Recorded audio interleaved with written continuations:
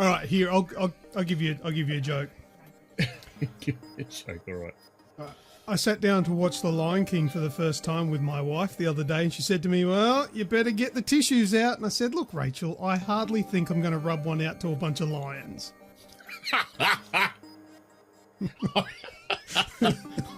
No. Enough of that. Let's start the show. Yes, good idea. 3, 2, 1, 0. We recommend wearing headphones. This is the Aussie Gamers experience. News, reviews, and outlandish fun. Experience it all.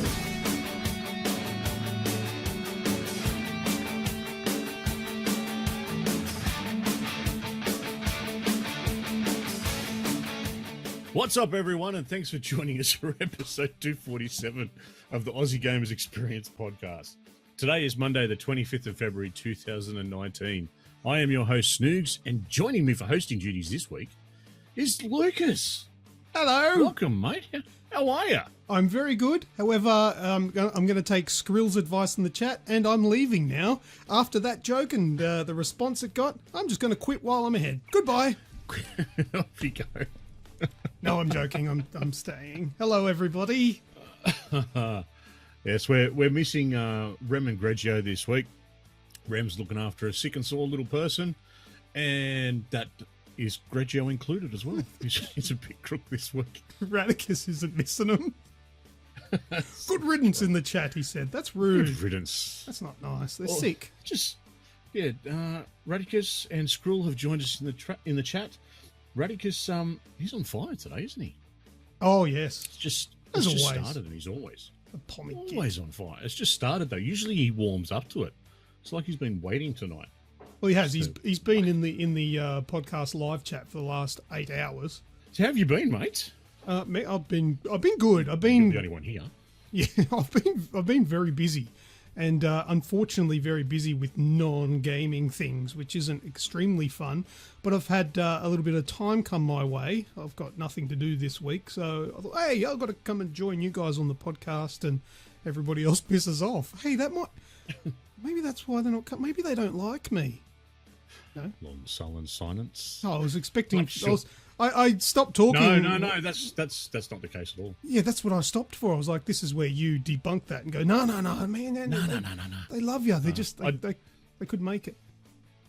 I did see Rem and Greg this afternoon, and Rem's got a little one teething, and Greg has been a bit crook for a few days, so it's all caught up to him.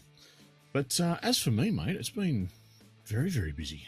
As it is. It's just that that time of year where everything's sort of kicking off and racing through, so it's all part of the fun, I guess. But I've had extra time, so I've played a few games, so I've got some stuff to talk about, which is really cool. There's some videos on YouTube that people need to check out as well. Exactly. All right, well, in this show this week, Anthem has released globally, a legend retires, overpaid CEOs spark an outreach, Bethesda sneaking in, Mike's had enough, and I'm even thinking this week I'm going to throw in a little bit of a discussion topic. Okay. So let's get into it, mate. Let's do it. All right, this week in gaming, way back to 2009, the PS3 exclusive Killzone 2 was released. Never played it. No, didn't you? No. I played all three of them, mate. I loved them. No, I didn't. No? Didn't get it? No, I played 3 and liked it. That was about it. 3 was a release on the 4, wasn't it? Oh, no. No? No. I'm pretty sure 3 was on the PS3, and the fourth one was that... Oh, what's it called? Killzone Shadowfall? Shadowfall sounds right. Yeah, let's just say that's the name. If not, I'll get it changed. That's what works as well. I'll just go and edit the wiki page. Just edit it later. It was developed by Guerrilla, published by Sony, and by April of 2009, it had sold over 1 million copies worldwide. I was one of those ones that it sold it to. I absolutely loved them. I don't know what it was about them. It was just a good, fun FPS shooter. See, I wasn't a big fan of first-person shooters back in those days. The first shooter that I really played, and I'm not including like Doom and Heretic and Hexen because they were on a different level. They were awesome. Yep. But I never really played any shooters until Modern Warfare, the original one. That's the game that brought me in. So all those like Resistance, Fall of Man. I tried Resistance, Fall of Man on the PS3. I played that game and dead set thought that was the worst game that I had ever seen in the current generation. Really? Oh, I thought it was horrible. We hired it out. I was at a friend's house and we hired it. And I was like, oh my God, this is rubbish. And when I hear people talking about Resistance and like, oh, it was the best game ever, I'm like, am I thinking of the right game?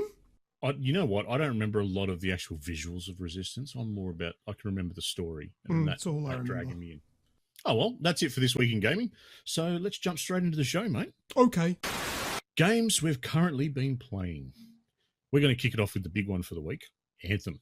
Yes. Anthem is now dropped. It is out on everything. And you and I have both had a bit of a crack. You have had a bit more of a crack than myself. Mm-hmm. But to start us off, mate, and tell us your thoughts. Well, I was looking forward to it leading up to its release, and I haven't been disappointed. I'm very happy with it. Look, who can not be excited by the fact of getting into an exoskeleton? And not just these stupid exo suits, you know, those things from COD and all that sort of stuff. There's an actual exoskeleton and basically being in a mech and running around, not even running around, flying around. Flying, jumping, sliding. Shooting off rockets, very Iron Man-esque, and destroying baddies, aliens, and blowing stuff up. And look, if you're flat out saying that you don't like Anthem, then... we can't be friends. I don't want to talk to you. Look, it's not all glitz and glamour. It does have its downfalls, its problems, and things that I don't like. But I'm really enjoying it. It's very, very similar to Destiny. Not a bad thing, though, because the things that are similar are the good things about Destiny. And yes, it's I'm having a blast with it. I have been playing it pretty much every night since it came out, and putting 5, 6, 7 hours into it, and really enjoying it. The time does fly. What do you think? Yeah, well, I haven't had as much time in it. Just solely, just time is a rarity for me at the moment. But having saying that, I wasn't the one of us that was overly excited for it. You know, my time and my looter shooter time, which is, you know, these games do take up a lot of it. It was focused on Division 2. I kind of got the impression from you that you really, really didn't want to like it. It's not that I didn't want to like it. I did have a terrible experience with the demo or the VIP, whatever the VIP thing was. My experience in myself was actually quite pitiful. I had lots of glitches and whatnot, but that's in the past. Having played it now in its full release, yeah, I want to play more. It scratches that itch. It's got, like you said, the great bits of Destiny, the great bits of the Division. It's still not 100% in my sort of world. I do like the boots on the ground style as opposed to the sci-fi style, but everything's there. Everything's there for a good experience. You've got the ability to play with friends. You've got competition. You've got a sense of achievement, and you've got a drive to get better things. Not only that, you've got a story that seems to be exceptionally well written. Yes, that's one of the big things is that already. Look, I haven't finished the story, but already I'm getting a good sense of story, and not just from reading grimoire cards. The story is actually told well through cutscenes, through conversations, whether it be, you know, at a home base, you chat with people, or during missions, you have conversations constantly with a cipher, and it is delivering story really, really well. just to answer, Radicus has asked a question in the chat. Does it have much life, though? Will it last? I think yes. I don't see any reason why this won't last. I can see a fair bit of life in Endgame. For me personally, it probably won't, because not really any game lasts for me. These kind of games, I'll get my with these kind of games, I usually get a few 100 hours out of them, and then I sort of move on. I'm not the sort of person who'll do thousands. But mind you, Destiny, I did put near on 1,000, I think, getting close to it anyway. Yeah. But I've got high hopes for it. There is some little shitty bits that I don't like, and all the EA influence is basically all the shitty bits. But before we get into the shitty bits, one thing that I want to put up too is the interaction between your character and the other characters within the world. Mm-hmm. So one good thing is your character's not this silent type. Oh, that is amazing. Sits there looking like a numpty. Yes. You interact with people and you talk with people, and because you have that interaction, you actually feel like the characters are, they're alive. Yep. So you sort of instantly pick up that connection with them, which is something that I always found in the Division and in Destiny that was a problem. You just sort of stood there silent while they're talking to you. Yeah, I hate that. I hate silent protagonists, but they still got a little bit of that because you don't have a name. They just call you freelancer. Yeah, but I'm happy with that. Yeah, that's fine. Because that's me. Yes, that's right. You've got because I'm the freelancer, and you do get the option of picking certain conversation marks, which is pretty good, and the fact that there seems to be a lot of depth there in regards to what you can do to your suit. Must admit, every time that I run up and jump into the suit, my heart rate goes a bit hard because I am claustrophobic. So it just sort of sets that off just that little bit. Fuck, your claustrophobic must be going overtime for a TV screen to be making you feel claustrophobic. You might want to see a doctor. No, it just gets that when you jump into it, because you got to remember too, I sit a foot away from my screen. You sit a foot away from a monitor. Jeez. Yeah. Hyperactivity there. Come on, man. Come on. Yeah, well, that's it. But it still gives me that sort of deep breath sort of moment. But yeah, what about those? Well, let's address some of the negativity. Okay. Well, you know what? We'll talk about the negativity of the industry later, and sort of some of the stuff that's come up around that. But what about our sort of gripes? Okay, for me, the biggest issue I have with it is how the game constantly pushes on you to play in a public lobby, right? So you can play with 3 other people. So that's a 4-player, call it a fire team. I can't remember whatever they call it. But if you wish, you can make it private and go and do it on your own. It's just harder because you're on your own and don't have anyone to revive you and nobody else to help you do combos and things like that. But the game, if you switch it to private and then go launch, it'll pop up another window saying, you really should be playing this in public because it's a better experience, blah, blah, blah. That's annoying. Is it a better experience? Well, no, it's not. Because unless you're like redoing missions just to get loot or whatever, then it's a good idea. But the first playthrough, don't play it with randoms because it will ruin the experience for you. Because what every single person does that I've encountered is tries the hardest to be the fastest and the first person to the objective. Basically, everybody speedruns, which means that as soon as you load in, they're gone. They're already up to the first marker. Yeah, they've already loaded in. Yeah, I experienced that a couple of times, yeah. Yeah, and then 30 seconds later, you're getting a warning on the screen saying you're lagging behind. You will now be teleported in 10 seconds. And when you're playing story missions, the cipher is talking to you, telling you story stuff, like having a conversation. You'll miss that. That'll get messed up if these people just rush ahead, and you'll get teleported and the game will have to load.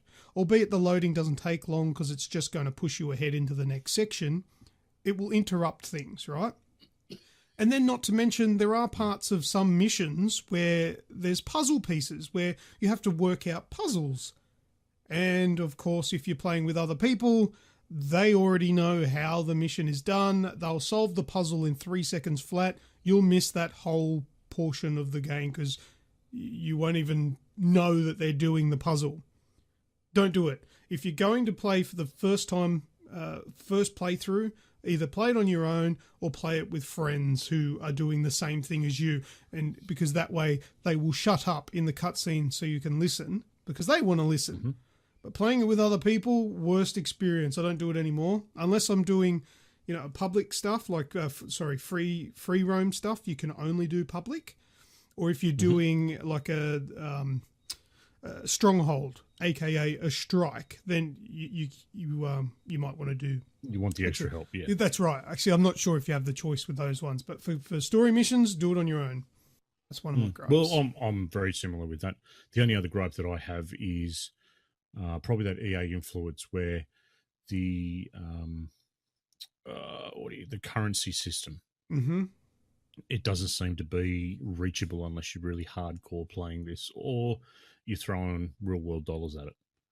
Exactly. We've been talking about this beforehand, and what really annoys me is how expensive these skins are, and these paint jobs and all that you can buy. They're too expensive. The game gives you nothing to start off with, but I paid. Well, I didn't. We didn't.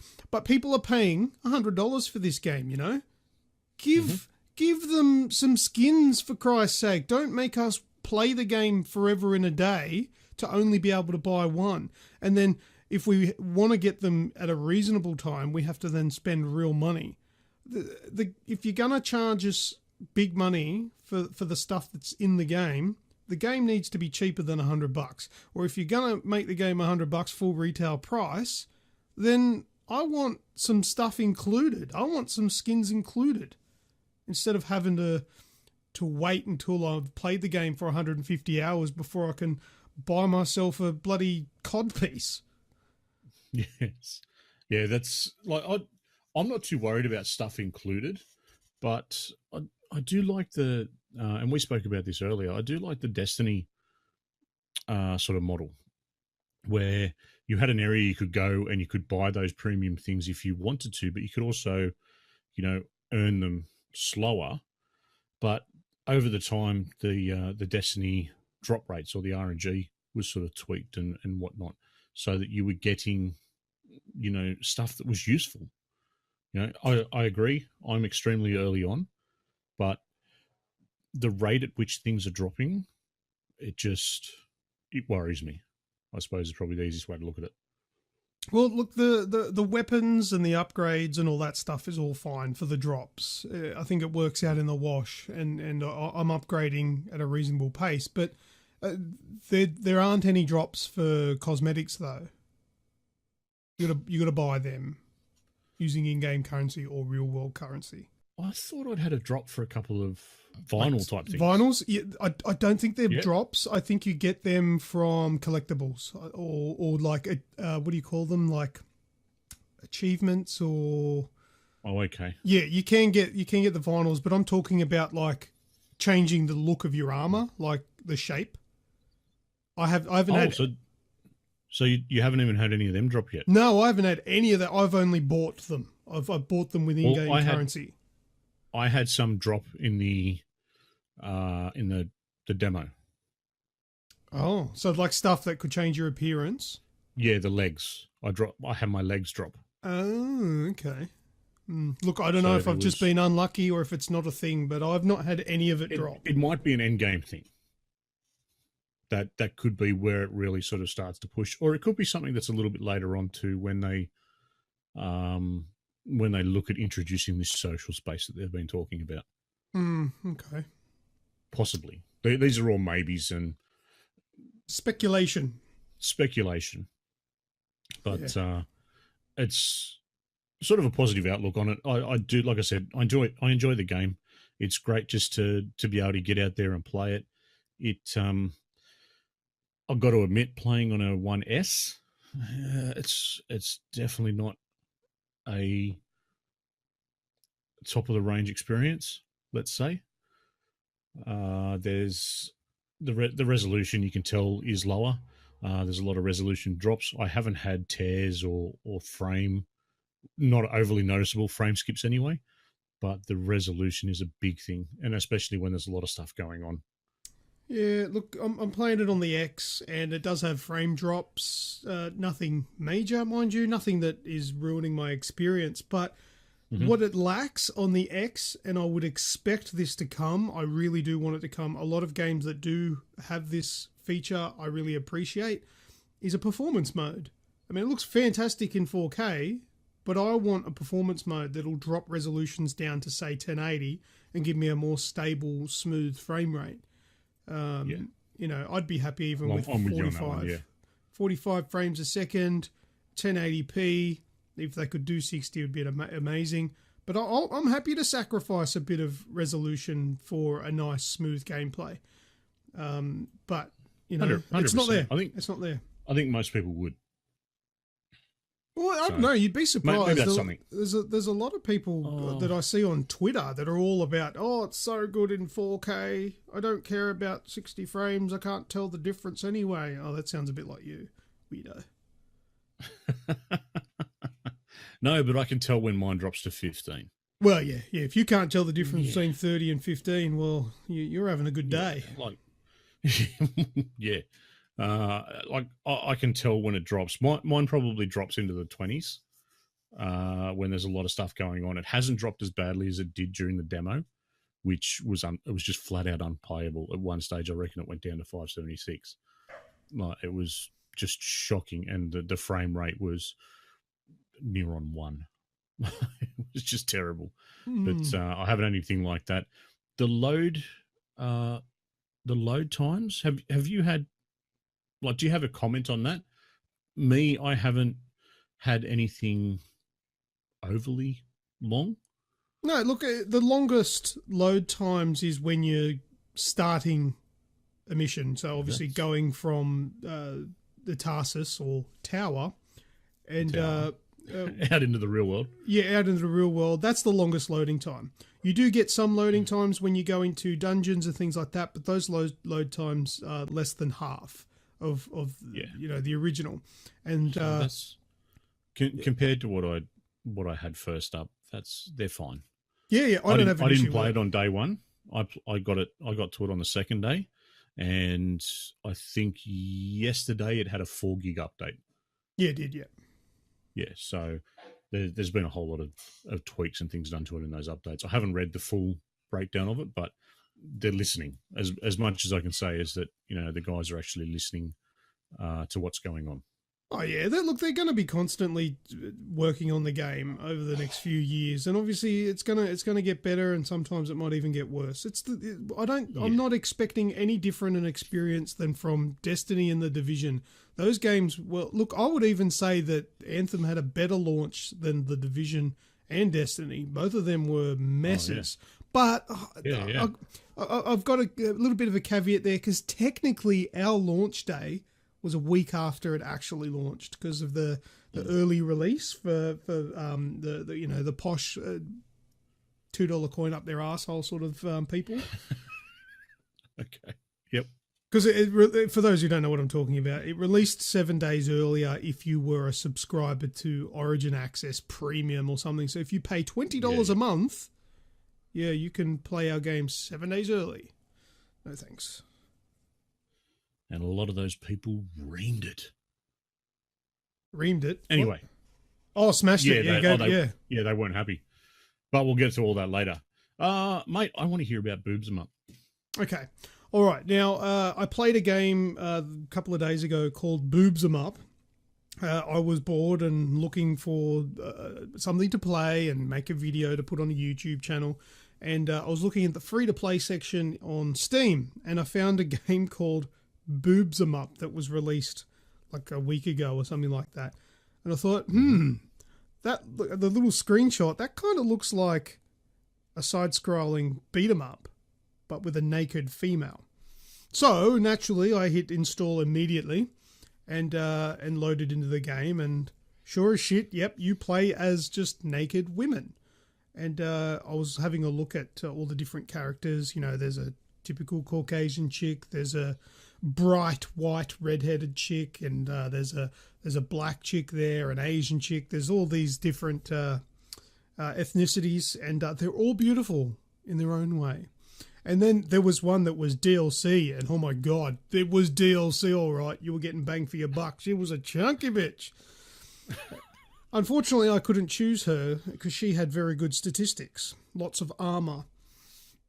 And basically it's a beat 'em up game, and you just mash a few keys on the keyboard, and boobs bounce all over the place, and you beat the piss out of other naked chicks that come in from left and right. And the coolest part about this game is that, do you remember in like Streets of Rage you could pick up like baseball bats and crowbars and throw them? Yes. Well, in this one you pick up butt plugs. I noticed.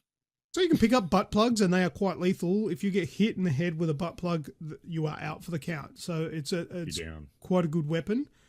And I've never played a game before with a butt plug. I've played a game with a big double-ended dildo, but we won't get into that game. That was Grand Theft Auto. No, was it? No, it was actually Saints Row the Third. Saints Row. Actually, it wasn't a double-ended. I'm imagining that part. It's quite a jaded memory, but it was a dilly on a stick that you could bash people with. But yeah, so my experiences with the boobs 'em up was great. It lasted all of about 3 minutes, which is typical when I'm in the same room as a naked woman. Yep. If you want to see that video, go across to the Aussie Gamers Experience YouTube channel. Not the 3-minute video. No, the gameplay. The gameplay. That's right. Yes. So that video is up on our YouTube channel. Go and check it out. If you want, it's still on Steam. It's free. Go and play it yourself. I'm sure it will run on a 486. Go nuts. I'm sure it will. I'm actually surprised it's even on there. I'm not. Radicus. Well, yeah. I've seen some of the stuff.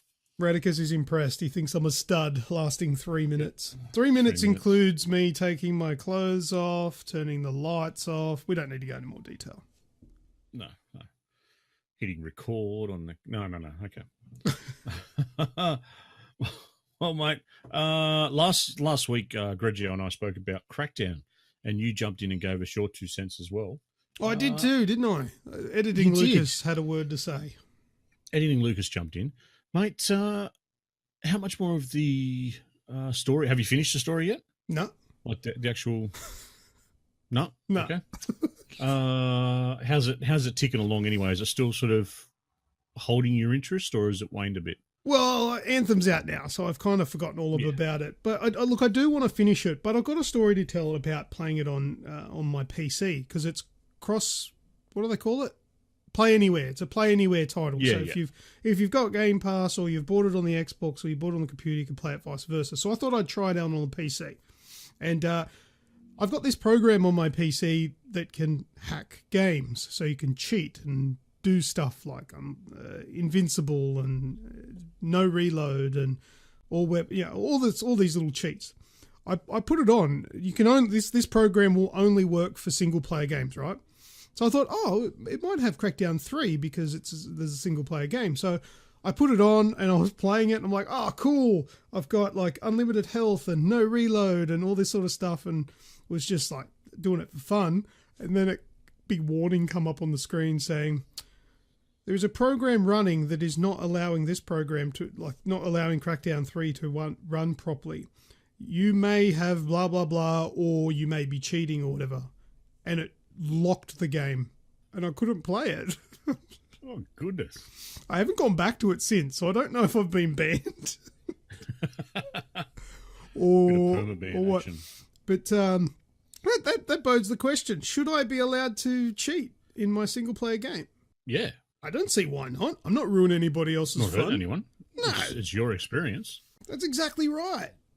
Why is that stupid thing there? Fair enough if you're doing it in the multiplayer, but with the way Crackdown 3 is, it's 2 completely separate programs. If you want to play multiplayer, you exit out of single player. Something else, you load up something else, completely different game. But yeah, it wouldn't let me use it anymore. It worked for about maybe 10 minutes, but then it booted me out of the game back to the main menu, and continue a new game and all that sort of stuff were like grayed out. So I couldn't load in. It was bizarre. But look, I do want to go back to Crackdown, and I do want to finish it because the single player game is actually quite fun. The multiplayer, I played the multiplayer early on before release at Microsoft headquarters, and I gave it a bit of rope because it was early. But in playing it myself in a retail environment, which how everybody is going to get it, I've got to say that multiplayer is busted ass. It's not very good. You can't even party up. Yeah, I haven't even looked at it. I have not even turned it on. So the whole, hey, you want to play some multiplayer Crackdown? You want to play Wrecking Ball with me tonight, Snoogs? No, we can't. We can't get into the same match together because there's no party system at all. That sounds like a massive flaw for a game like that. Massive flaw for any game like that. Like, that's shit. And it's not the game. Look, another thing, maybe that will get better, but I thought I was going to enjoy the multiplayer more than the campaign, and it was absolute arse about. I really enjoy the campaign because it's like mindless, switch off, jump around, blow shit up sort of fun. Good game. I rate it. I got my review. I said it in last week's show for editing Lucas, but there is a review. It'll be linked in the show again. Radicus has just put up in the chat as well that the party system is coming in an update. Yeah, right. He's probably like he's probably put a good point in there too. Will it be too late? Oh yeah. People are already like, forget it. And there are a lot of people out there that won't even know about the update. So now that they've already tried it, okay, move on. All right, mate. Well, let's get this Band-Aid over with. Okay. Trials. The beta was on this weekend. It's just gone, mate. I loved it. You loved it. That's great. Can't wait for it to release. You know what? I've always enjoyed Trials. I have always enjoyed it, but I suck at that game. You don't play it. Of course you're going to be shit. Well, of course not, because if I played it like as much as you do, I would not have any controllers left. I would not have any screens left. I'd probably be single with the amount of rage-inducing that it has. Oh, your missus gives me the shits anyway. Play the game. This is true. I'm kidding. I love it. I love your missus. Just in case she's I like listening. the change. Yeah. She won't listen. That's all right. I like the change in view. So it changed? Well, you didn't. It wasn't the original one just sort of side on. Oh, maybe if you go back to Trials HD. It's been a while since I've played it. Did it follow the same way? Yeah. Like How it goes around the corners. Followed and moved. Yeah. It did that, did it? Well, yeah, I liked it. It controlled well. I didn't have any issues in regards to dropouts or anything like that in regards with it being a beta. And everybody on my list beat me when I put down a time. It just come up. I'd log back in and it said, this time's been beaten, this time's been beaten, this time's been beaten. That's the nature of the beast. And that's when you go back and you do like 50 tries and you keep going until you beat them. Of the beast. Exactly. And I did it on one. Correct me if I'm wrong, but I don't think there was enough content in the beta. There seemed to be a lot of going over tracks and doing the same track over and over again with like a different bike. What did they call it? A different contract for each one, where you've got to do a certain amount of flips or. No, there was a few tracks, and you unlocked a few bikes as well. Yeah, unlocked 3 bikes. Yeah, I even purchased the pushy. The pushy. Yeah, that was there. That pushy actually went pretty good too. Yeah, they go hard, the pushies. The pushies are well known for like instant acceleration, but obviously no speed. So they're really good for like the real technical tracks. Of course. Yeah, for like where you've got to like bounce around. Yeah. But, awesome. Well, how about yourself, mate? You're a Trials veteran and a lover. Look, it's changed quite a fair bit from Trials Fusion. And, sometimes I'm a little bit of don't really like change, but it's like the game itself is still the same. It's still Trials. It's fine. But I found it hard to sort of work out exactly how the progression worked because it was all over the place. Whereas, see, Trials Fusion just had a simple linear, right, you do this track, then you do this track, then you do this track. Whereas Trials Rising has like a map where there's stuff all over the place, which I think will be a little bit tricky to follow. Look, I haven't played a lot of it. I didn't put tons of hours into it, so I didn't really get the hang of it. But I'll definitely be getting it when it comes out, and I'm sure I'll get the hang of it, but it's just a bit strange the way it changed. And it's got licensed tracks in it now and licensed music, which is cool. Yes, that was definitely something that was a bit cool. Not cool if you're a streamer, because that will suck. Yeah, that'll Copyright. I never thought of it like that. Yeah, Copyright. You get muted straight away any of your VODs. Yeah, that's right. Oh, that's a shame. Well, it releases tomorrow, the 26th. Yeah, I think so. Oh, shit. Yeah. Well, I better get some money aside, eh? Just yell out to the wife. Hey, Rach! I need $60. Need some money. Are you listening? You know she's not. Did you say nah? You don't have it. All right. Whatever. Cool. Last one on the list, mate. A little game that indie title, and I put up some information about this last week, just as it was being released. Yeah, bizarre. I would never have guessed you'd have the slightest interest in a game like this. The game is text assist. Mm-hmm. Now, the reason, quite rightly so, that you'd think I wouldn't have any interest in it is because it's an 8-bit sort of game. But as soon as I saw this, the fact that, you know, the person that sent me the information sent out, the first words were, "Greetings, Exorcist." Like, okay. That was the instant thing that caught me, because I do like things that are a little bit weird and a little bit spooky.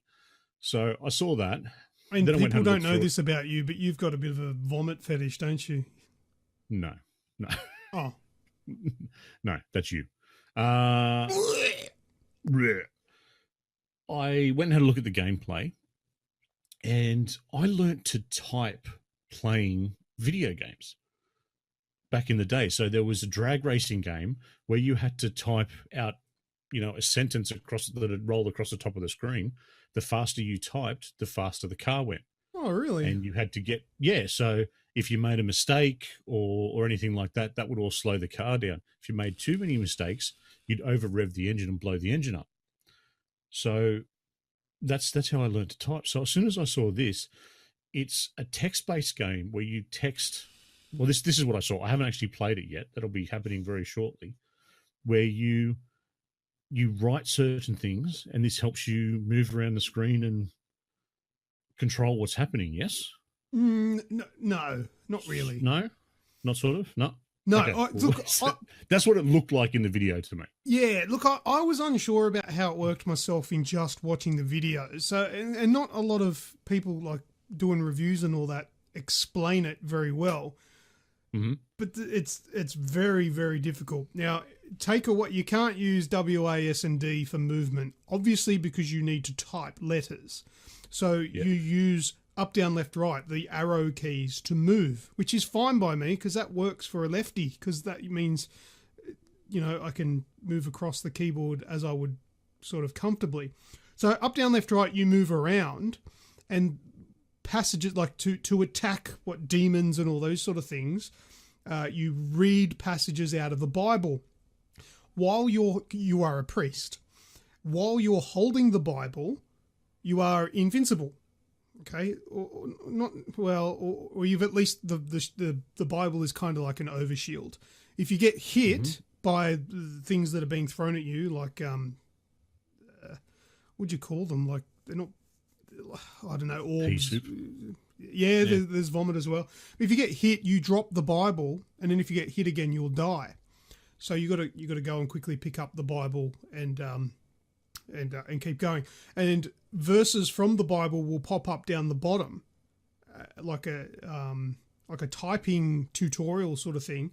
And in between moving around with the arrow keys, you have to type the words that come up. Now, you've got as much time as you want, but the faster you do it, the quicker the next word comes up, and then the quicker you can get through the passage.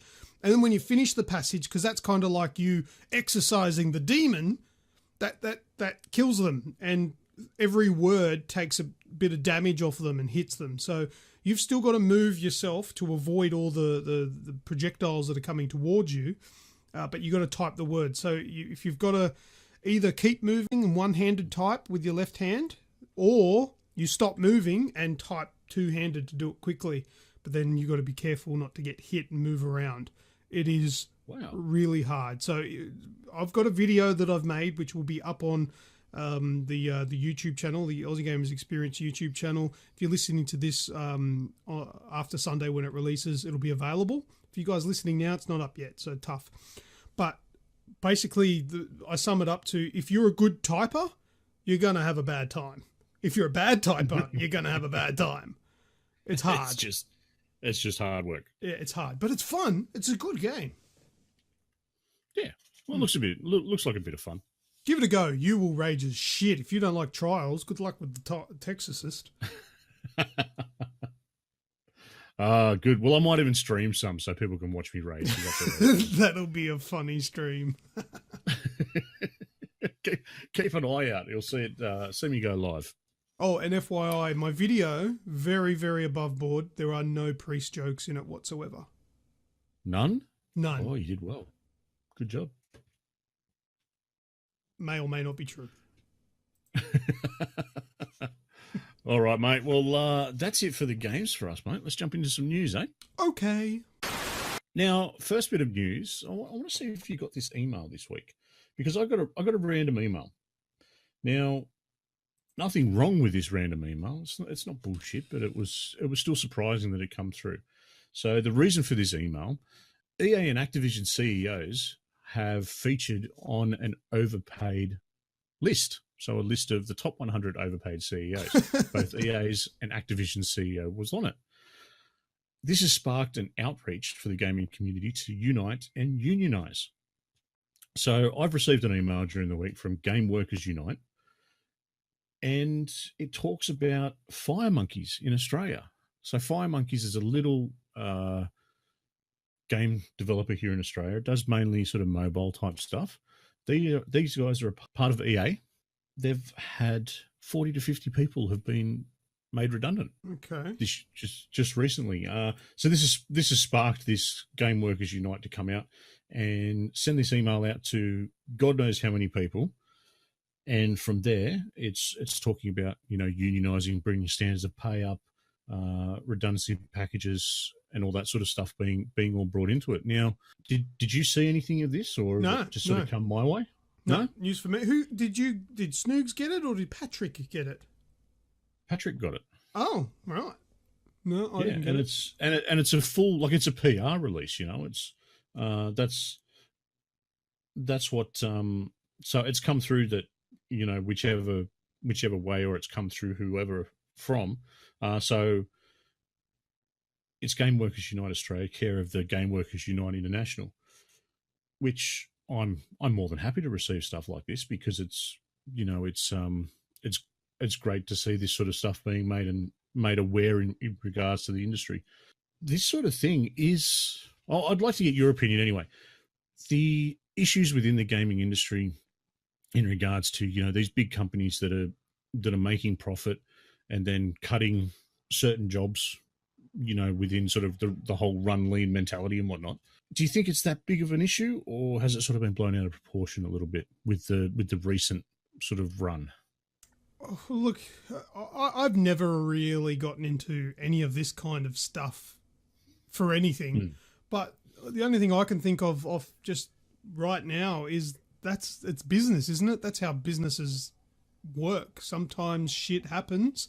That sounds a bit cold, but everyone goes through it. Yeah, people getting made redundant is a business thing. It happens all the time, and unfortunately, a lot of the, well, I don't know if it's a lot of the time, but sometimes these companies use redundancies just as a loophole to sack someone, and essentially hire somebody else in the same role, maybe at a lower rate.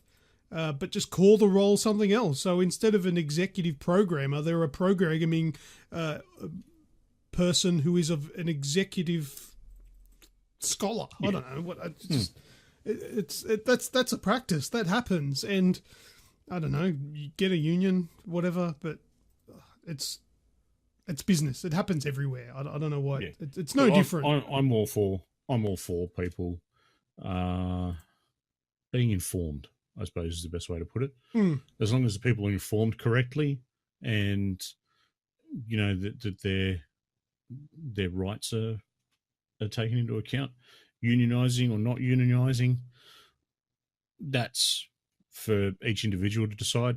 But the fact that it sort of comes out in the same week that this list has come out, and the list was done by a not-for-profit organisation, which unfortunately I've forgotten to write down, but yeah, two of the biggest gaming companies are on that list. Yeah, not surprised. But and we're talking like, I think one was $19 million overpaid, the other one was $14 million overpaid. Overpaid by that much? Yeah. We're talking in the $30 million annually that they were making. How can a CEO justify that amount of money? Like, seriously, they don't need that much money to live, or to live like a king. I just take it once. So you take it once. That's it. Just give me $19 million, and then the rest of the profits and the rest of my pay can go towards just improving the business, the company. Yeah.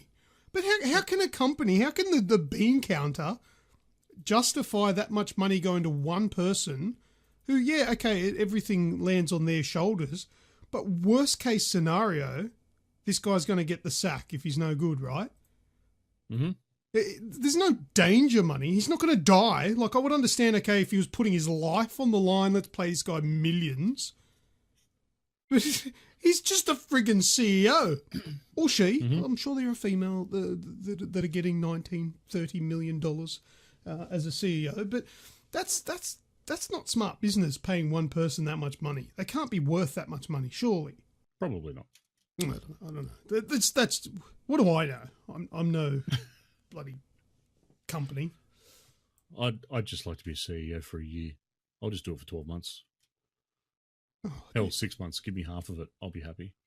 I'll do it for 5 minutes. Probably make more than I do in 12 months, yeah. Yeah.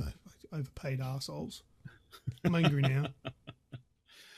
Oh, well, mate, something to quell your anger. Fallout 76. Fallout 76 this week has released a roadmap of where they're going over the coming years, months. Is it just a circle? What not? No, I'm actually a little bit intrigued. I'm intrigued by it. So, spring 2019, you've got what's called Wild Appalachia, which is New Quest's game mode features. A summer of 2019, which is our winter, obviously. It's Nuclear Winter, which is an all-new game mode. And then a fall 2019, which will be our spring, you've got Wastelanders, which is all new main quests, events, features, and more.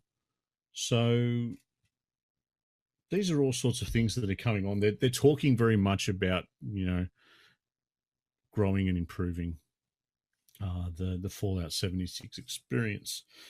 And to break it down into a little bit, March 12th, a mythological beast, a lost generation of scouts, and the strongest brew this side of the wasteland for the Wild Appalachia.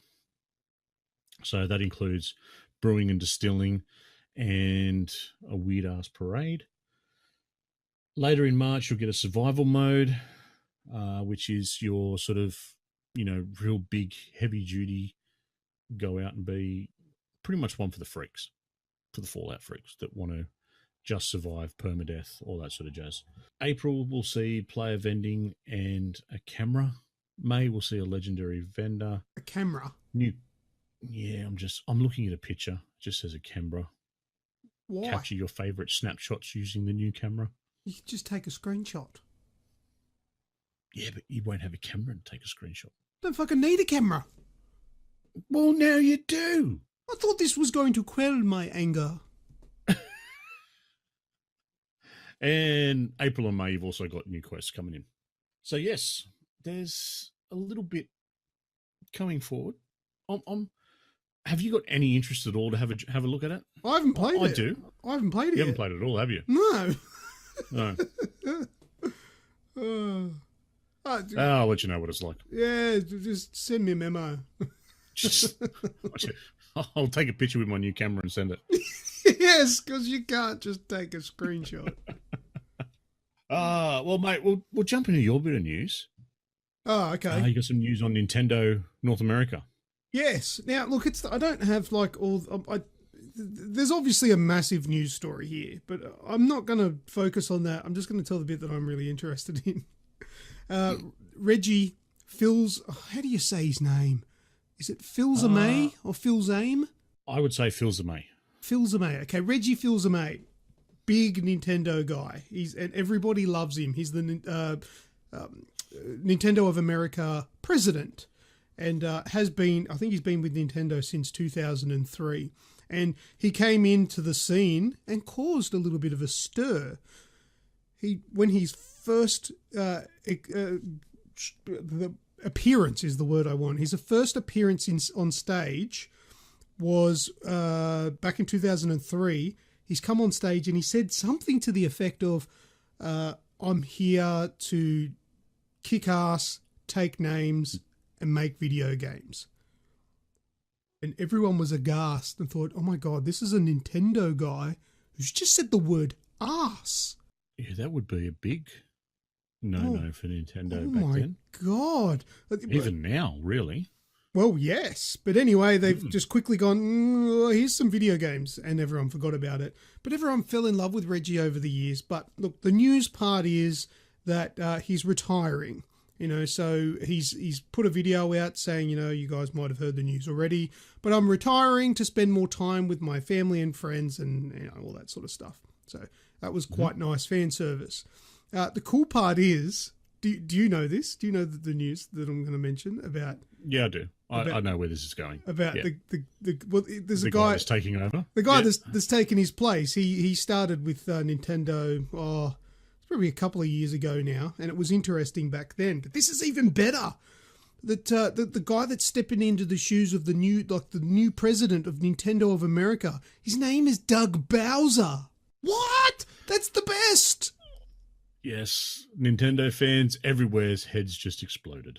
Yeah, but the funny thing is that back when Doug Bowser originally joined Nintendo, he put up a picture on Twitter of him holding up a sign that said, like, "Thanks for the warm welcome." But some eagle-eyed Twitterians, or whatever you want to call them, they noticed that in the background on a shelf there was two plush toys of Mario and Luigi, and they appeared to be tied up with rope to each other. So I remember that photo. Yeah, like they've been captured. Yes. And then on the shelves below there were like the Bowser's family, like his children were there as well. And I thought that was hilarious. I like Doug Bowser. Yeah, I remember that photo, yes. I've just put it up in the chat for everybody to have a look. For everybody else, Google it. Doug Bowser joining Nintendo, and you'll see that picture. But yeah, it's like, how perfect is that? I'm pretty sure that's just his name. I don't think there was anything set up with that. But yeah, Doug Bowser is now the president of Nintendo of America, and I think that is fine. And we must also say a big thank you to Reggie. Yeah, cheers, Reggie. Yeah, he's done a lot of good things. Absolutely, he has. Mate, I've got some more Bethesda news. Bring it. Something has popped up on Amazon. So a bit of a leak. Placeholder date of the December 31, a price of $60 US, and a video showing a Fallout esque countdown timer, but no information whatsoever. Fallout. So it's got, you know, the sort of sound of a old school projector sort of ticking over, and the numbers just counting down like it's done many times at the start of a Fallout thing. So the internet's gone a bit crazy with what is it? What could it be? Where's this going? And a lot of people seem to think that it's Fallout 3 being remastered. Or Fallout Shelter 2. Yeah, that could be one. There's also the idea of the Fallout card game, something like that. Oh, yeah. Yeah, there's a whole lot of things coming out. There's, you know, whether it be Fallout 3 or Fallout New Vegas or, you know, Fallout Tactics coming to PlayStation. I don't know. But either way, it's a bit of a leak. There's no box art, no images, nothing. It's just got this little video countdowning. Okay. I'll keep an eye out for it. Keep an eye out. Everyone is listening in. Keep an eye out. See what you think. Yes, if you see it before us, let us know. Make us cool. Yeah. Or let us know what you think it might be. That could be good too. Radicus says Fallout pop vinyls. I think we've already got those, haven't we? No, the pop vinyl game, like the Gears pop vinyl game. There's a Gears pop. Remember before Gears 5 was shown at E3? And everyone lost their mind with that little pop vinyl dude sticking out? Yeah, was that a pop vinyls game or just like a RTS version of Gears? I can't remember. Where the hell is that, by the way? Yeah, what's going on? There's a lot of stuff that we heard about haven't got yet. Where the hell is that Skull and Bones game? I've got some news on that next. Oh, bullshit. Speaking of, wow, I do. Ubisoft has released some information that the next financial year they're going to release 4 AAA titles, which does not include the Division 2. 1 new IP and 3 established series. So, I have a question. What do you think they're going to be? Splinter Cell. You reckon? Splinter Cell. Splinter Cell? Splinter Cell? Yeah, so the 1 new IP is obviously going to be Skull and Bones. Skull and Bones. It'll be Splinter Cell. It'll be another Ghost Recon. What else Possibly do they a make? Watch Dogs? Rayman.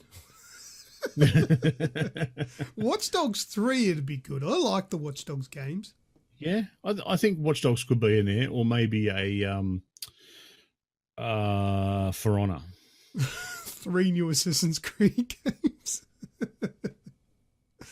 No, Radicus, we know there's no Assassin's Creed this year, so Thank we're all right. God. Yeah, they're skipping 2019, thankfully. For Honor 2. Yeah, so there's also some theories that maybe there's another Far Cry game in the works. It's going to be like Way Out West sort of thing. Oh, I'm sick of Far Cry. Yeah, so that's something to think about.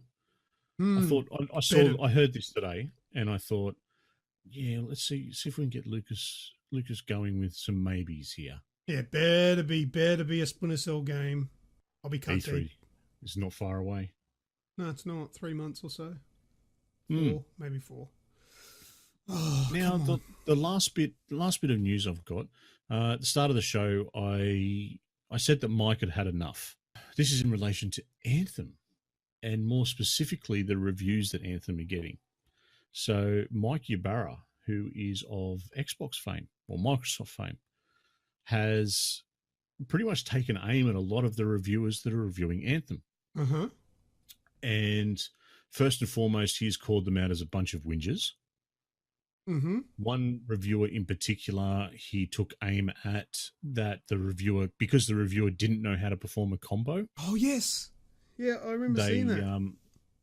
He said that, you know, his opinion or their opinion, I don't know who the reviewer was, but their opinion was invalid. And another, I don't know if it was the same reviewer or another one, but he also took aim at their lack of knowledge of the game and sort of the world that it was set in. And, you know, it comes back to, I think, a lot of that times where a lot of reviewers will play a game for 2 hours and then do, you know, a 10, 15-minute video on it. Yeah. Well, and it just doesn't work. So he's put it out there that how can you review when you have a lack of knowledge of the game? Whether it be controls, how it works, or anything like that. But the big thing, which was later redacted, he's come and claimed that traditional reviews are dead. That everyone should be watching streamers, people streaming the game. yeah, I don't like watching streamers for review purposes. No. Streamers are, well, I like to stream. And when you stream, you've got an element of showmanship there. So, and unfortunately negativity sells more so.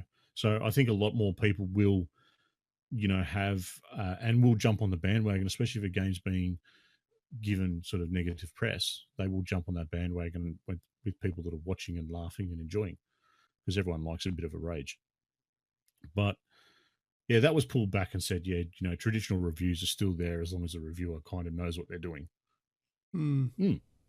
I think I do, but that's the whole reason. That's the whole reason why my Anthem review isn't out yet, because we got our review code on release day.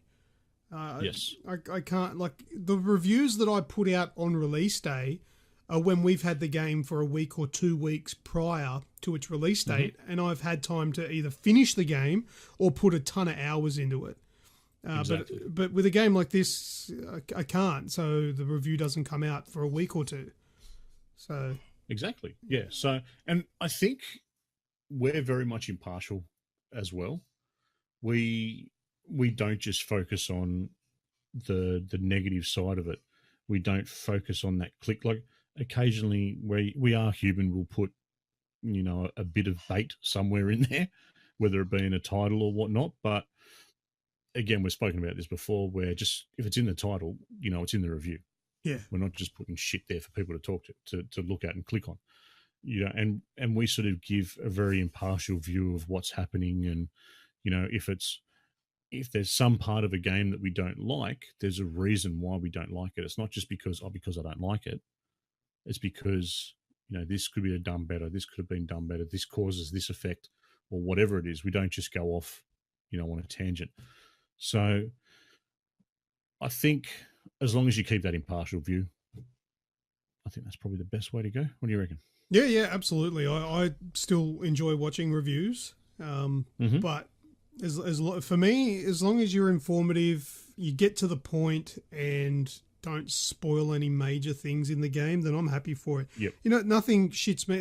And mind you, my reviews were not immune to this. I've obviously grown and changed the way I do reviews, but it's frustrating when you watch a review and like they dilly dally, like they dance around things instead of getting to the point.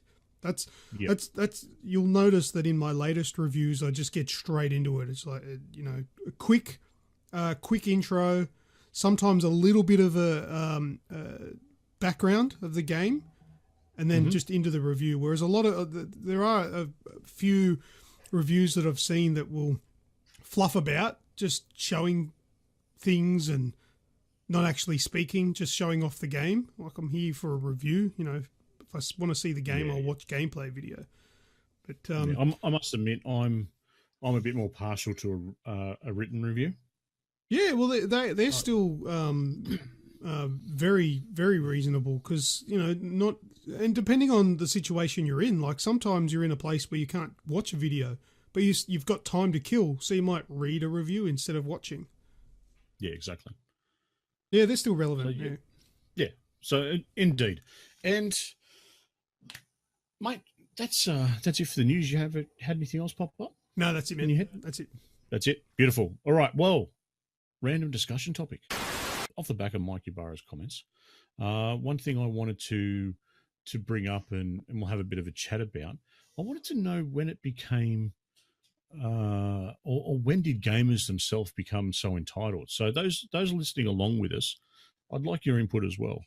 I found, especially with the last 2 weeks in general, and it has happened before, but this is fresh. Crackdown 3 and Anthem has been panned by the greater community. And a lot of those people haven't even played the game or have not played much of the game. So I'm trying to figure out where the change happened, where we're sort of looking at a video game as a business entity instead of it being an enjoyable pastime. I'm just going to blame social media again. The idiots of the world have a voice now. This is true, yes. And that's what it comes down to. Social media is free, and any idiot with internet access can get on there and say whatever they like. In the past, morons didn't know how to be heard. But now it's so easy, even these absolute belters can get on there and type away. Granted, you need, like a degree in reading shitty... and I can't even speak, and I'm taking a piss out of people who can't spell. You need to be like... people can't write. Come on. People can't write, and I can't speak. Fuck. Yep. Editing Lucas, can you help me out here? Just put in what I mean right now. Nope, not going to happen. Can't help you with this one. Good luck, buddy. Okay, go Pat. I'm not even going to try.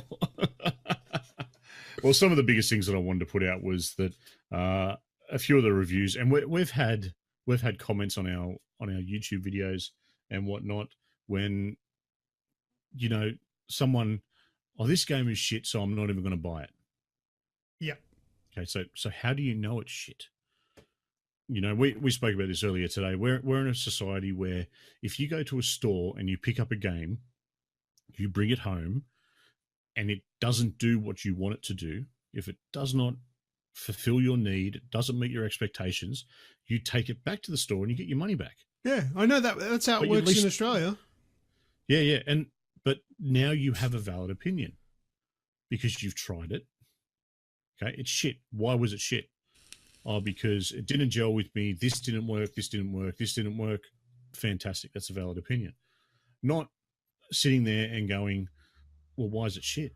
Oh, because so-and-so said it was shit. So I watched some video and I just went, nah, it's just shit.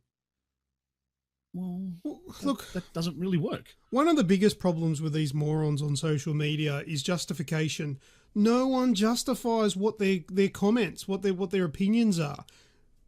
There's nothing wrong with saying this game looks shit. If you say why do you think it looks shit? I don't like the look of this game because I prefer X and Y. That's why I don't like it. It's not but most of them are getting on there going, that looks like shit.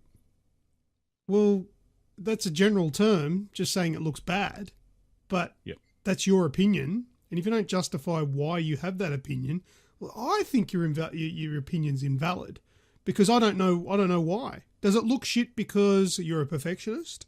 Does it look shit because it's not what you were expecting?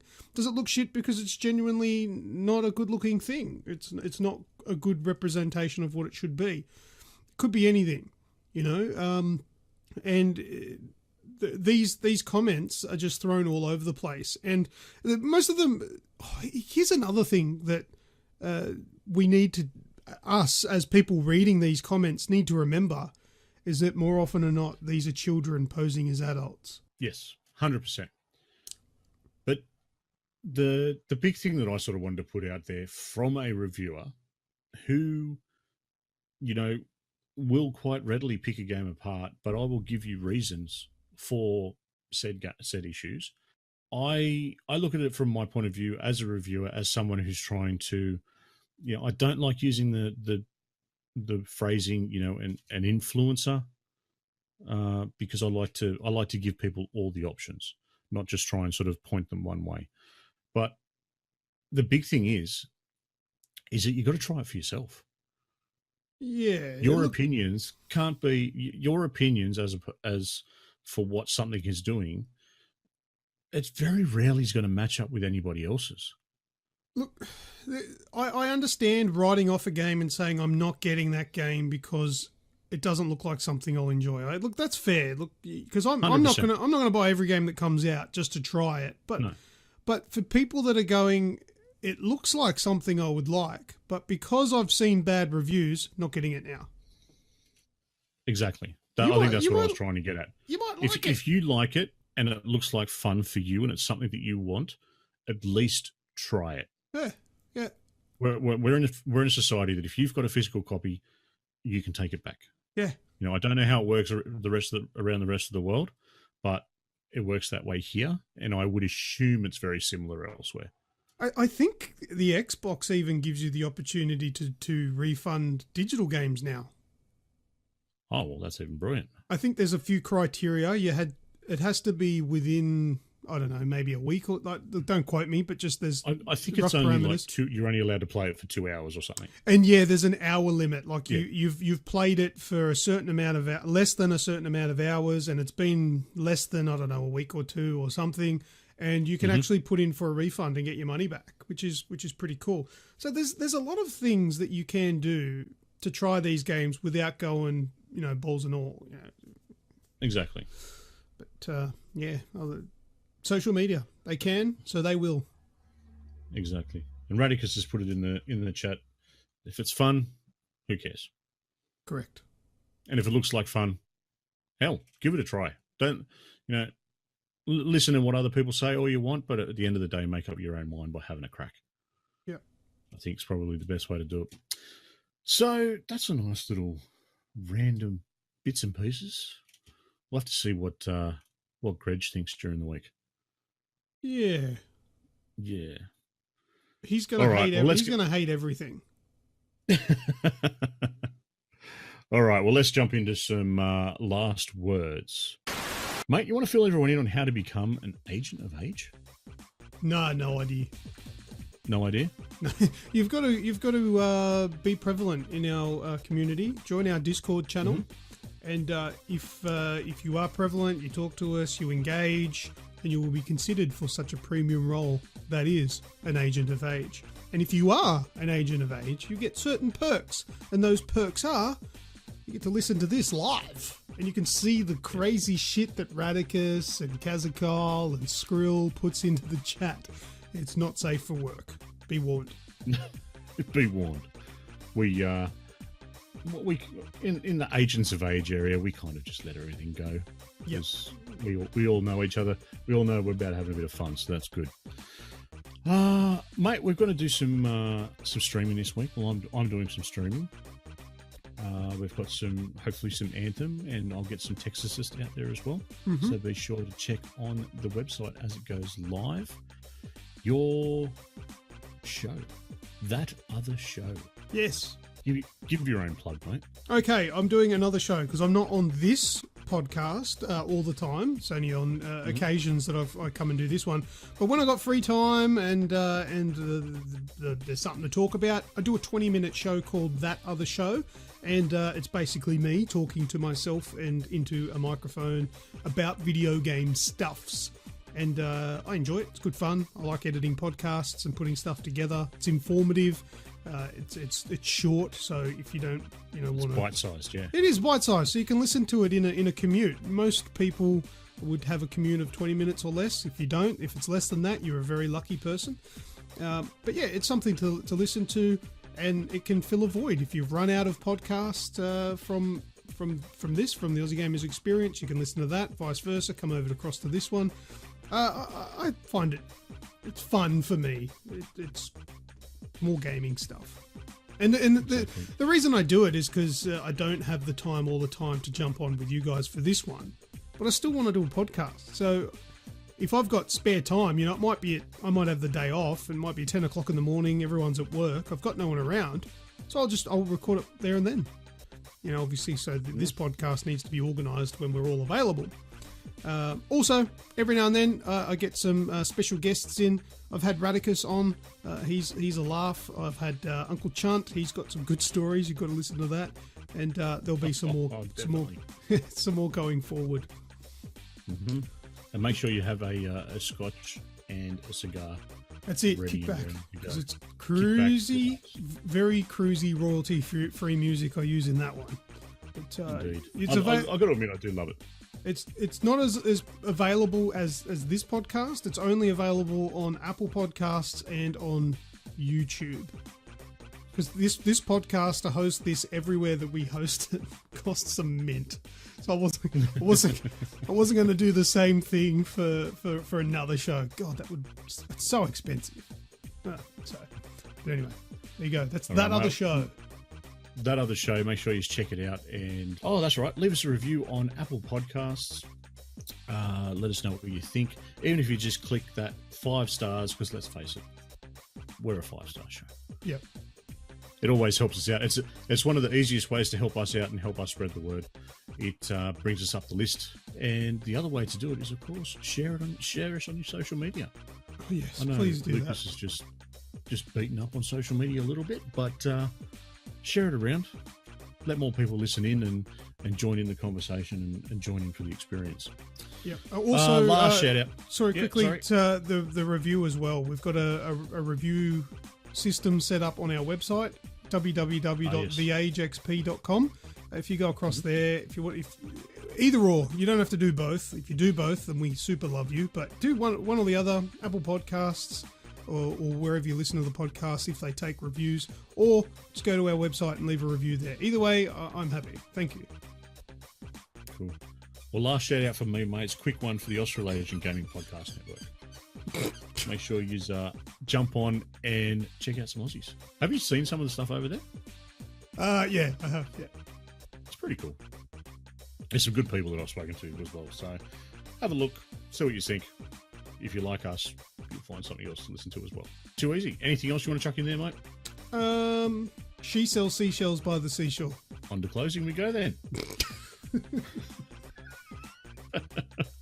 Thank you very much to everyone that has listened to the show, and especially those that are still listening this far along.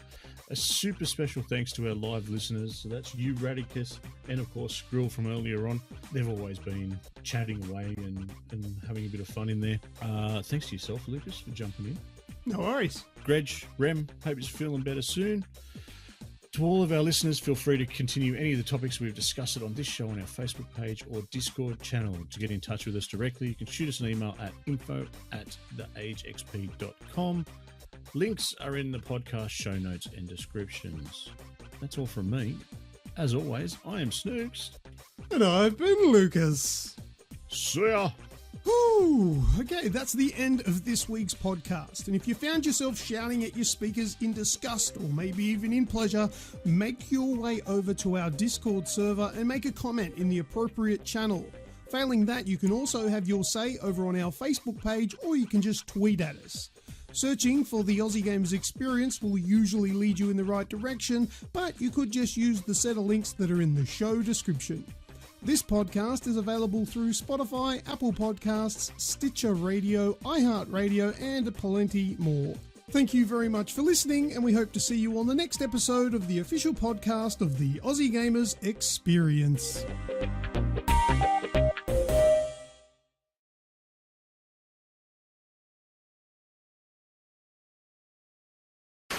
I don't have a joke for this week. Fucking good. Your one last week was terrible. My It was one? so old. It was so old. No. You can't go and say that my joke was shit because yours were fucking horrible. Yeah, but at least mine were different, were newish. No, they weren't.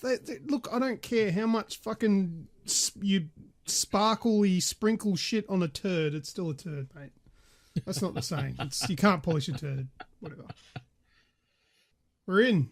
We're live. Well, I've got a joke here that's, what separates humans and animals. What separates us? Fucking patience? Because I haven't got any. Is that the difference? Oh, you didn't hear me. I said a condom. Oh, no, I didn't hear you. No, okay. Condom. Why did the girl wear glasses during math class?